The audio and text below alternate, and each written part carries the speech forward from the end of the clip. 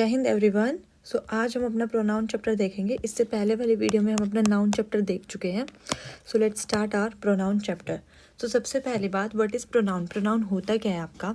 Pronoun is a word that replaces a noun to avoid repetition and make sentences smoother. Basically अगर आपने एक बार एक noun को use कर लिया है, आई होप आप सबने वो वीडियो देख ली होगी कि नाउन क्या होता है। जैसे Rohan is late because he miss the bus या ही मिस द ट्रेन।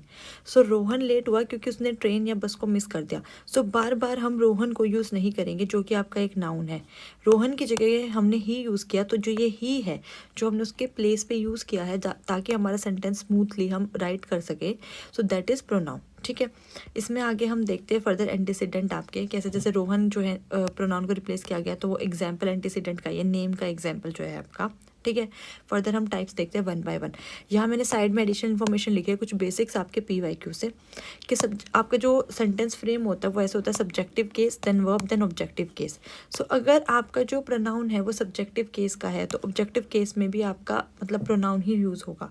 अगर सब्जेक्टिव केस में प्रोनाउन यूज़ किया जा रहा है तो ऑब्जेक्टिव केस में भी प्रोनाउन ही यूज़ किया जाएगा। इसका एप्लीकेशन मैं अभी आपको आगे दिखाऊंगी। ठीक है, एक एग्जाम्पल देखो, Ram and Shyam are doing their work. Basically हमने यहाँ आर क्यों लगाया? क्योंकि एंड से हमने कनेक्ट किया है, कहने को ये कंजंक्शन है, एंड आर आपका प्लूरल प्रोनाउन की तरह यहाँ एक्ट करेगा। Yes, it is also acting like a verb. ठीक है, कि ये एक ऑब्वियसली हेल्पिंग वर्ब है, इज एम आर। बट अगर हमें प्रोनाउन का नाम देना हो तो इसको हम प्लूरल प्रोनाउन भी बोलेंगे, क्योंकि राम और श्याम दो बंदे हैं जो अपना काम कर रहे हैं और इसको उन्होंने कनेक्ट किया है। ठीक है, अगर मैं बोलूँ द प्रिंसिपल एंड टीचर, ठीक है, आगे कुछ भी आ सकता है, लेकिन जो यहाँ पे वर्ब आएगी वो इज आएगी, क्योंकि अगर आपका जो लिंक किया गया है सेंटेंस उसमें एक ही जगह आर्टिकल है। जैसे प्रिंसिपल से पहले आर्टिकल है द, बट टीचर से पहले आर्टिकल नहीं है।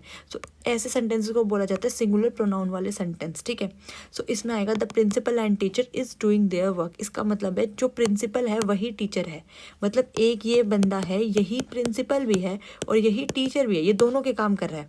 अगर मैं बोल देती the principal and the teacher, तो ये एक बंदा है, ये प्रिंसिपल है, और ये एक बंदा है, ये कोई है जो टीचर है। ठीक है, तो अलग अलग है, इसलिए आता आर डूइंग देयर वर्क। ठीक है, आई होप समझ गए होगे आप कि अगर एक जगह ही आर्टिकल है तो आगे आपको सिंगुलर प्रोनाउन वाला ही सेंटेंस यूज़ करना है, मतलब हेल्पिंग वर्ब सिंगुलर आएगी, इज आएगा, आर नहीं आएगा। तो अगर इसके बाद आर दे दिया आर्टिकल एक जगह लगा के, तो वो गलत हो जाएगा।